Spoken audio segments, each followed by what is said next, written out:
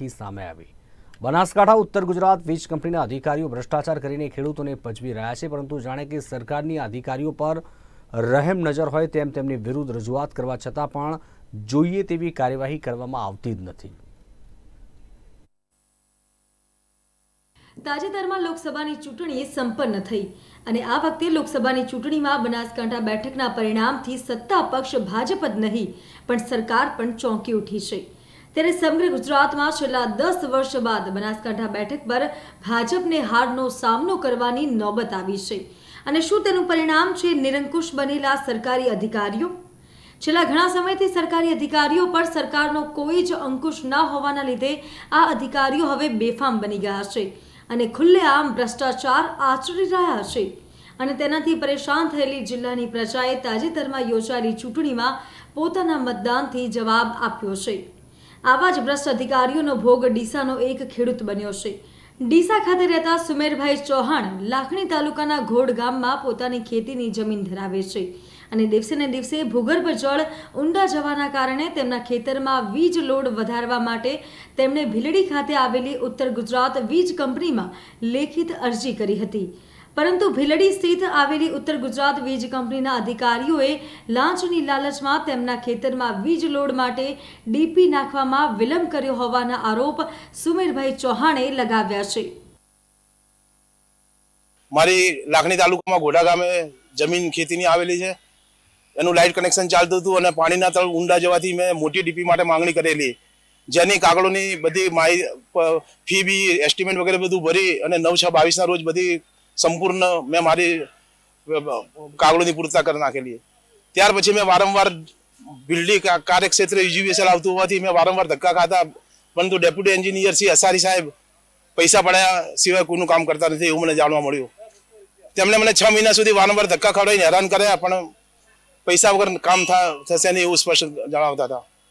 અને અચાનક મેં ડિસેમ્બર 2022માં 16 તારીખે હેલ્પર શ્રી પટેલ સાહેબને ફોન કર્યો અને અચાનક ફોન બંધ થઈ ગયો અને પછી મેં ફોન મૂકી દીધો, વાત કરવા નતા માંગતા, મને એવું લાગ્યું। એટલે એમનો થોડી વાર પછી 15 મિનિટ પછી મારા પર ફોન આવ્યો એ હેલ્પર શ્રીનો પટેલ સાહેબનો કે સાહેબ સુમેરભાઈ ફોન તો કંઈ કાપો, કે ફોન ચાલુ રહી ગયો, ભૂલથી આપમાં રેકોર્ડિંગ આવી ગયું છે।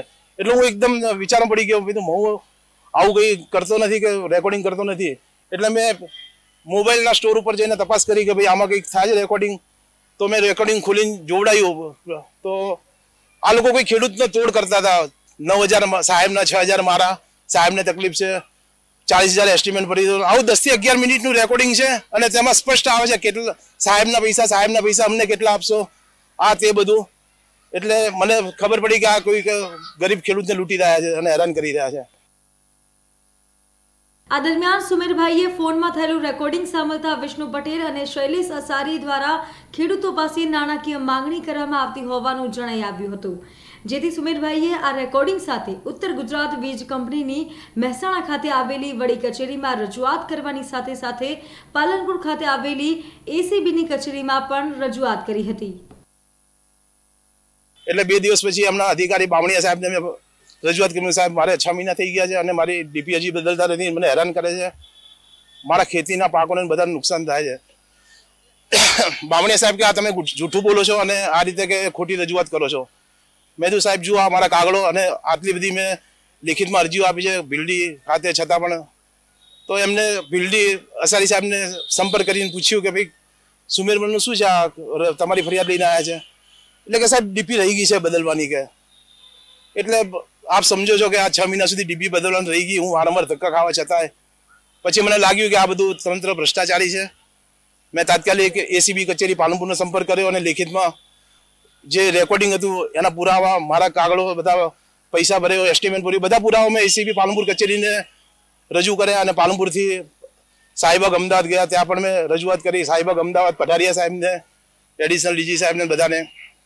પછી તપાસ ચાલુ થઈ પાલનપુરથી એલ એ ચૌધરી સાહેબનો પાલનપુર એસીબી કચેરીથી ટપાલ આવી મને હાજર થવા માટે। હું હાજર થયો અને મારું નિવેદન લખાયું, મારા બધા તમામ કાગળો, તમામ પુરાવા મેં રજૂ કર્યા, રેકોર્ડિંગ, મેમરી કાર્ડ વગેરે આ તે બધું પુરાવા એમની માંગણી મુજબ બધા રજૂ કર્યા અને તપાસ ચાલતી હતી। થોડાક સમય પછી હું ફરી તપાસ કરવા સાહેબ પેલું મારે ગાંધીનગર રેકોર્ડિંગ માટે વોઇસ રેકોર્ડિંગ માટે જવાનું છે, કાગળ આવ્યા નથી એટલે કદાચ મને મળ્યો નથી કે તો LA ચૌધરી સાહેબ એકદમ મને એમની વર્તણૂક બરાબર નથી લાગી. એ આરોપીની ફેવર કરતા હતા અને મને દબાવવાનો પ્રયત્ન કર્યો. 2 કલાક સુધી મારી સાથે થોડું વર્તન એમનું ખરાબ લાગ્યું એટલે મને શંકા ગઈ કે આ LA ચૌધરી સાહેબ ફરિયાદીની ફેવર, આરોપીની ફેવર કરે છે. વર્તમાન સમયમાં સરકારી અધિકારીઓ પર સરકારનો કોઈ જ અંકુશ રહ્યો નથી અને આ અધિકારીઓને સરકાર પણ જાણે કે છાવરતી હોય તેમ કોઈ કાર્યવાહી નથી કરી રહી અને જે કિસ્સામાં કાર્યવાહી કરવામાં આવે છે તે કાર્યવાહી પણ નામ પૂરતી જ થતી હોવાની લોકમુખે ચર્ચા થતી હોય તેવું લાગી રહ્યું છે. ત્યારે ફાટી નીકળેલા ભ્રષ્ટાચારને અંકુશમાં લાવવો હોય તો સરકાર દ્વારા અધિકારીઓ પર અંકુશ લગાવવો જરૂરી છે. નહીંતર આગામી સમયમાં સરકારને જ તેના વિપરીત પરિણામો ભોગવવા પડે તો નવાઈ નહીં. હરેશ ઠાકોર, નિર્માણ ન્યૂઝ, બનાસકાંઠા. જામનગરના રણજીત